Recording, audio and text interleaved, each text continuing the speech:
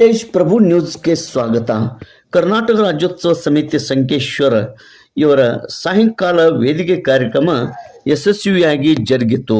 ದಿವ್ಯ ಸಾನ್ನಿಧ್ಯವನ್ನು ಪರಮಪೂಜ್ಯ ಶ್ರೀ ನಿಜಲಿಂಗೇಶ್ವರ ಮಹಾಸ್ವಾಮಿಗಳು, ಉತ್ತರಾಧಿಕಾರಿಗಳು, ಜಗದ್ಗುರು ಶ್ರೀ ದುಂಡೇಶ್ವರ ಸಿದ್ಧ ಸಂಸ್ಥಾನ ಮಠ ನಡೆಸಿ ಇವರು ವಹಿಸಿದ್ದರು. ಮುಖ್ಯ ಅತಿಥಿಗಳಾಗಿ ಪರಮಪೂಜ್ಯ ಶ್ರೀ ಸಿದ್ಧ ಬಸವದೇವರು, ಉತ್ತರಾಧಿಕಾರಿಗಳು, ಶ್ರೀ ಜಗದ್ಗುರು ಶೂನ್ಯ ಸಂಪಾದನಾ ಮಠ, ಹುಣಸಿಕೊಳ ಮಠ, ಯಮಕನಮರಡಿ ಇವರು ಮುಖ್ಯ ಅತಿಥಿಗಳಾಗಿ ಆಗಮಿಸಿದ್ದರು. ವೇದಿಕೆ ಮೇಲೆ ಶಿವಶರಣ ಔಜಿ, ಆರಕ್ಷಕ ನಿರೀಕ್ಷಕರು, ಪೊಲೀಸ್ ಠಾಣೆ ಸಂಕೇಶ್ವರ್, ಪ್ರಕಾಶ್ ಮಠದ ಮುಖ್ಯಾಧಿಕಾರಿಗಳು, ಪುರಸಭೆ ಸಂಕೇಶ್ವರ್, ಶ್ರೀಮತಿ ಪ್ರಭಾವತಿ ಪಾಟೀಲ್, ಕ್ಷೇತ್ರ ಶಿಕ್ಷಣಾಧಿಕಾರಿಗಳು ಹುಕ್ಕೇರಿ, ದತ್ತಾತ್ರೇಯ ದೊಡ್ಡಮನಿ, ವೈದ್ಯಾಧಿಕಾರಿಗಳು ಸಂಕೇಶ್ವರ್. ಅದೇ ರೀತಿ ಘನ ಅಧ್ಯಕ್ಷತೆ ಈ ಕಾರ್ಯಕ್ರಮದ ವಹಿಸಿದಂಥ ಶ್ರೀ ಅಪ್ಪಾಸಾಹೇಬ್ ಶಿರ್ಕೋಳಿ ಅಧ್ಯಕ್ಷರು, ವೀರಶೈವ ಲಿಂಗಾಯತ್ ಸಮಾಜ ಸಂಕೇಶ್ವರ್ ಇವರು ಘನ ಅಧ್ಯಕ್ಷತೆ ವಹಿಸಿದ್ದರು. ಕಾರ್ಯಕ್ರಮದಲ್ಲಿ ಅನೇಕ ಸಾಧಕರಿಗೆ ಮತ್ತು ಕಿತ್ತೂರು ಕೋಟೆ ನಿರ್ಮಿಸಿದ ಯುವಕರಿಗೆ ಬಹುಮಾನ ವಿತರಣೆ ಮತ್ತು ಅನೇಕ ಕಾರ್ಯಕ್ರಮಗಳು ಯಶಸ್ವಿಯಾಗಿ ಜರುಗಿದವು. ತೇಜ್ ಪ್ರಭು ನ್ಯೂಸ್ ಸಂಕೇಶ್ವರ್. ಅದ್ಧೂರಿಯಾಗಿ ಮತ್ತು ಇಷ್ಟು ಅಚ್ಚುಕಟ್ಟಾಗಿ ಆಚರಣೆ ಮಾಡೋದಂದ್ರೆ ಅದು ಕೇವಲ ಸಂಕೇಶ್ವರ ಪಟ್ಟಣ.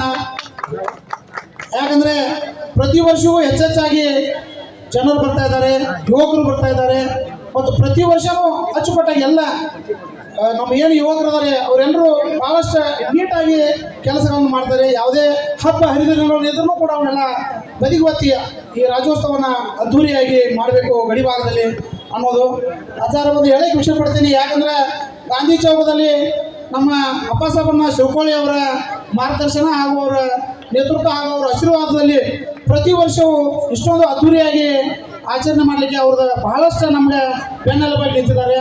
ಅದ್ರ ಜೊತೆಗೆ ಊರಿನಂಥ ಎಲ್ಲ ಹಿರಿಯರು ಹಾಗೂ ಎಲ್ಲ ವ್ಯಾಪಾರಸ್ಥರು, ಅದ್ರ ಜೊತೆಗೆ ಎಲ್ಲ ನಮ್ಮ ಯುವಕರು, ಮುಖ್ಯವಾಗಿ ಶ್ರೀ ನಮ್ಮ ದುರ್ಗುಣೇಶ್ವರ ಮಠದ ಶಿವಲಿಂಗೇಶ್ವರ ಅಜ್ಜನವರ ಭಾಳಷ್ಟು ನಮ್ಮ ಮಾರ್ಗದರ್ಶನ, ಅದ್ರ ಜೊತೆಗೆ ಹೀಗಾಗಿ ಉತ್ತರಾಗ ಆದಂಥ ಶ್ರೀ ನಿಜಲಿಂಗೇಶ್ವರ ಅಜ್ಜನವರು ಕೂಡ ನಮಗೆ ಮಾರ್ಗದರ್ಶನ ಕೊಡಬೇಕು. ಎಲ್ಲರ ಮಾರ್ಗದರ್ಶನ ನಡೀತಿರುವಂಥ ಶ್ರೀ ಶಿವಲಿಂಗೇಶ್ವರ ಅಜ್ಜನವರ ಮಠದಲ್ಲಿ ನೆಲೆಸಿ ಹಾಗೂ ಸಂಕೇಶ್ವರ ಮಠದ ಶ್ರೀಗಳಾದಂಥ ಸಚ್ಚಿದಾನಂದ ಅಭಿನಯ ವಿದ್ಯಾ ನರಸಿಂಹ ಭಾರತಿ ಮಹಾಸ್ವಾಮಿಗಳನ್ನು ಮಠದಲ್ಲಿ ನೆಲೆಸುತ್ತಾ ನಾನು ತುಂಬ ಹೃದಯ ಸ್ವಾಗತವನ್ನು ಕೋರ್ತಾ ಇದ್ದೇನೆ. ಎಲ್ಲ ಮಾರ್ಗದರ್ಶನ ಪಡಗಿದಾನಿಯಾಗಿರುವಂಥ ನಮ್ಮೂರಿನ ಕನ್ನಡದ ಕೆಲಸಕ್ಕೆ ಸದಾ ಬೆನ್ನೆಲುಬಾಗಿ ನಿಂತಿರುವಂಥ ನಮ್ಮೂರಿನ ಹಿರಿಯರು ಹಾಗೂ ಖ್ಯಾತಿ ಉದ್ಯಮಿಗಳಾಗಿರುವಂಥ ಶ್ರೀ ಅಪ್ಪಾಸಾಹೇಬಣ್ಣ ಶಿರ್ಕೋಳಿ ಅವರನ್ನು ಕೂಡ ಈ ಕಾರ್ಯಕ್ರಮಕ್ಕೆ ಸ್ವಾಗತಿಸ್ತಿದ್ದೇನೆ ಹಾಗೂ ಈ ರಾಜ್ಯೋತ್ಸವ ಸಮಿತಿ ಪರವಾಗಿ ಅವರಿಗೆ ಸ್ವಾಗತವನ್ನು ಕೋರ್ತಾ ಇದ್ದೇನೆ. ಅದೇ ರೀತಿ ಈ ಕಾರ್ಯಕ್ರಮಕ್ಕೆ ಮತ್ತೊಬ್ಬರು ದಿವ್ಯ ಸಾನ್ನಿಧ್ಯ ವಹಿಸಿರುವಂಥ ಪೂಜ್ಯ ಗುರುಗಳು ಹಾಗೂ ನಮ್ಮೆಲ್ಲರ ಮಾರ್ಗದರ್ಶನಾಗಿರುವ ಶ್ರೀ ಸಿದ್ಧ ಬಸವ ದೇವರು, ಉತ್ತರಾಧಿಕಾರಿಗಳು, ಶ್ರೀ ಜಗದ್ಗುರು ಶೂನ್ಯ ಸಂಪಾದನಾ ಮಠ, ಹುಣಸಿಕೊಳ, ಯಮಕನಮರಡಿ ಪೂಜ್ಯ ಗುರುಗಳನ್ನು ನಮ್ಮ ರಾಜ್ಯೋತ್ಸವ ಸಮಿತಿ ಪರವಾಗಿ ತುಂಬ ಹೃದಯದ ಸ್ವಾಗತವನ್ನು ಕೋರ್ತಾ ಇದ್ದೇನೆ.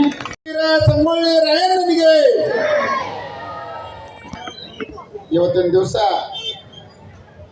50ನೇ ಕರ್ನಾಟಕ ರಾಜ್ಯೋತ್ಸವ ಅಂದರೆ 50ನೇ ಸಮಾರಂಭ, ಜೊತೆಗೆ 69ನೇ ಕರ್ನಾಟಕ ರಾಜ್ಯೋತ್ಸವ. ಭಾಳಷ್ಟು ಮಂದಿ ಕನ್ಫ್ಯೂಸ್ ಐತಿ, ದೊಡ್ಡ ಮಂದಿ ಗೊತ್ತಿರಂಗಿಲ್ಲ. ಏನಪ್ಪ ಅಂದರೆ ಮೊದಲ ಮೈಸೂರು ರಾಜ್ಯ ಅಂತ ಏನಾಯಿತು, ಜೊತೆಗೆ ಮೈಸೂರು ರಾಜ್ಯ ಅಂತ ತೆಗೆದ ಕರ್ನಾಟಕ ಅದು 50ನೇ ವರ್ಷ. ಹೋದ ವರ್ಷ ಆಯಿತು, ಈ ವರ್ಷ ಆಯಿತು. ಕರ್ನಾಟಕ ಸರ್ಕಾರದವರ ಕನ್ನಡದ ಅಳತೆಯನ್ನು ಹಂಚೋದ್ರ ಜೊತೆಗೆ ಒಪ್ಪಂದದ ಸಂದರ್ಭದಲ್ಲಿ ಅವತ್ತು ಕೆಂಗಲ್ ಹನುಮಂತರಾಯರು ಕರ್ನಾಟಕದ ಮುಖ್ಯಮಂತ್ರಿ ಇದ್ದರು. ಇಷ್ಟೆಲ್ಲ ಆದ್ರೂ ಕೂಡ ಗೋಲಿಬಾರ್ ಆದರೂ ಕೂಡ ಅದ್ರಗುಚ್ಚಿ ಶಂಕರ್ ಗೌಡ್ರು ಇನ್ನೇನು ಇಂದೋ ನಾಳೆ ಈಗೋ ಇನ್ನೊಂದರ ನಿಂತು ಸ್ಥಾಯಿ ವ್ಯವಸ್ಥೆ ಬಂದರೂ ಕೂಡ ಅವತ್ತಿನ ಕಾಂಗ್ರೆಸ್ ಗೌರ್ಮೆಂಟ್ ಏನು ಒಪ್ಪಲಿಲ್ಲ. ಒಪ್ಪದಿದ್ದ ಸಂದರ್ಭದಲ್ಲಿ ಇವರೆಲ್ಲರೂ ಕೂಡಿ ಭೀಕರ ಹೋರಾಟಕ್ಕೆ ಬಂದಾದಾಗ ಅವಾಗ ಮುಖ್ಯಮಂತ್ರಿ ಆದಂತಹ ಕೆಂಗಲ್ ಹನುಮಂತರಾಯರು ಕನ್ನಡವನ್ನು ಉಳಿಸಿದ್ರೆ ಕಾಂಗ್ರೆಸ್ ಗೌರ್ಮೆಂಟ್ ಉಳಿದೈತೆ ಅಂತ ತಿಳ್ಕೊಂಡು ಅವತ್ತು ಅವರು ದುಂಪಿದ್ರು. ದುಂಪು ಎಲ್ಲ ಕೂಡಿ ಆಗಿ ಕರ್ನಾಟಕ ರಾಜ್ಯೋತ್ಸವ ಮಾಡ್ಬೇಕಂತ ತಿಳ್ಕೊಂಡು ಹೋರಾಡಿದ್ರು ಕೂಡ ಅವಾಗ ಒಡೆಯರ ಆಳ್ವಿಕೆ ಕಾರಣಕ್ಕಾಗಿ ಮೈಸೂರು ರಾಜ್ಯ ಆಯಿತು ಹೊರತು ಕರ್ನಾಟಕ ರಾಜ್ಯ ಅಂತ ಆಗಲಿಲ್ಲ. ಇಷ್ಟೆಲ್ಲ ಹೋರಾಟವನ್ನು ವೀರ ಮಹಿಳೆಯರು ಎಲ್ಲರೂ ಕೂಡಿ ಆ ಕಾಲಕ್ಕೆ ಅಷ್ಟೆಲ್ಲ ಮಾಡಿದ್ರು ಕೂಡ ಆರ್ ಸಿ ದೇಶಪಾಂಡೆ ಅಂತ ತಿಳ್ಕೊಂಡು ಬೆಳಗಾವಿ ಒಳಗಡೆ ಬೆಳಗಾವಿ ಒಳಗೆ ಮಾಡಬೇಕಾದಂತಹ ವಿದ್ಯಾವರ್ಧಕ ಸಂಘವನ್ನು ಬಹಳ ಮಹಾರಾಟ ಪ್ರಭಾವವಿದ್ದಂತಹ ಧಾರವಾಡಕ್ಕೆ ಹೋಗಿ ಆ ಧಾರವಾಡದಲ್ಲಿ ವಿದ್ಯಾವರ್ಧಕ ಸಂಘವನ್ನು ಸ್ಥಾಪನೆ ಮಾಡ್ತಾರೆ. ಬಸವಪ್ರಭು ವಸಂತರಾಯರನ್ನ ಅದರ ಚುನಾಯಿತ ಅಧ್ಯಕ್ಷನನ್ನಾಗಿ ನೇಮ ಮಾಡಿ ಕನ್ನಡವನ್ನು ಉಳಿಸುವಂತಹ ಬೆಳೆಸುವಂತಹ ಕೆಲಸವನ್ನು ಮಾಡಿದರು.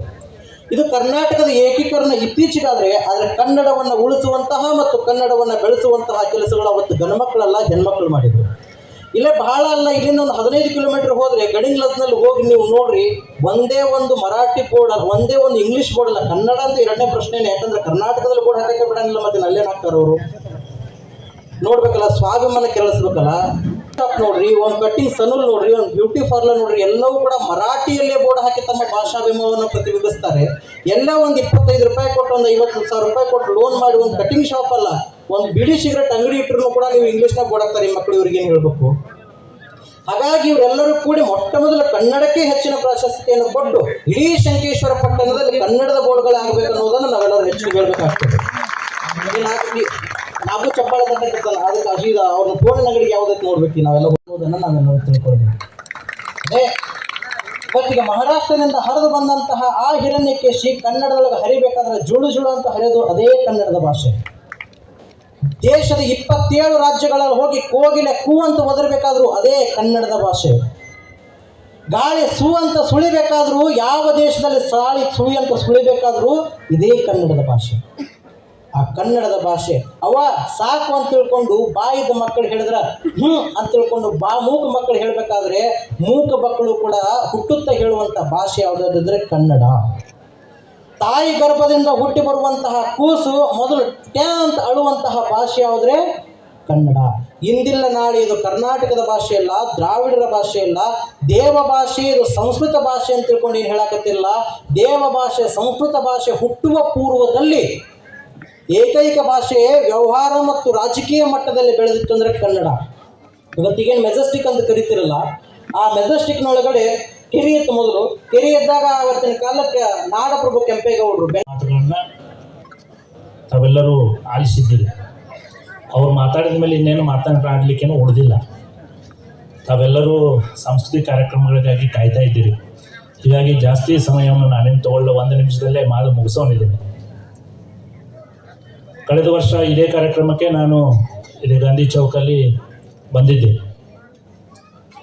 ಸಂಕೇಶ್ವರದ ಬಗ್ಗೆ ಆವಾಗ ನಾನು ಬಹಳಷ್ಟು ಕೇಳಿದ್ದೆ, ಅನುಭವ ಇರಲಿಲ್ಲ. ಆದರೆ 1 ವರ್ಷದ ಅವಧಿಯಲ್ಲಿ ಸಾಕಷ್ಟು ವಿಚಾರಗಳನ್ನು ಖುದ್ದಾಗಿ ನೋಡಲಿಕ್ಕೆ ಅವಕಾಶ ಸಿಕ್ಕಿದೆ. ವಿಶೇಷವಾಗಿ ನಮ್ಮ ಕರ್ನಾಟಕ ರಾಜ್ಯೋತ್ಸವ ಸಮಿತಿಯಲ್ಲಿರುವಂಥ ಎಲ್ಲ ಯುವ ಮಿತ್ರರ ಬಗ್ಗೆ ಹೇಳಬೇಕು ಅಂದರೆ ಒಂಥರ ಅವ್ರನ್ನ ನೋಡಿ ನನಗೆ ತುಂಬಾ ಸಂತೋಷವಾಗಿದೆ. ಇದಕ್ಕೆ ಇತ್ತೀಚಿನ ತಾಜಾ ಉದಾಹರಣೆ ಅಂದರೆ, ಇದು ಕೇವಲ ಯಾವುದೋ ಒಂದು ಭಾಷೆಗೆ ಸಂಬಂಧಪಟ್ಟಂಥದ್ದಂತಲ್ಲ. ಇದು ಕರ್ನಾಟಕ ರಾಜ್ಯೋತ್ಸವ ಅಂದರೆ ಇದು ನಮ್ಮ ರಾಜ್ಯಕ್ಕೆ ಸಂಬಂಧಪಟ್ಟಂಥ ವಿಷಯ. ನಾಡು, ನುಡಿ, ಜಲ, ಈ ಎಲ್ಲ ವಿಚಾರಗಳಿಗೆ ಸಂಬಂಧಪಟ್ಟಾಗಿ ಅವರು ಕೆಲಸ ಮಾಡ್ತಾ ಇದ್ದಾರೆ.